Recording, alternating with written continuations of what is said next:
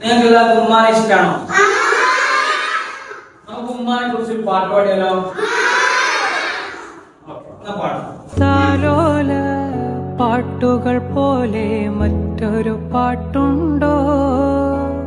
താരാട്ടാനുമ്മയെ പോലെ വേറൊരു കൂട്ടുണ്ടോ?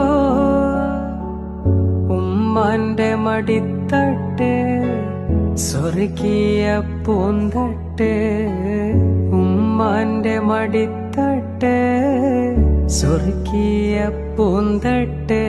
സ്നേഹക്കാവാണ് ഉമ്മ, സഹനക്കടലാണ്.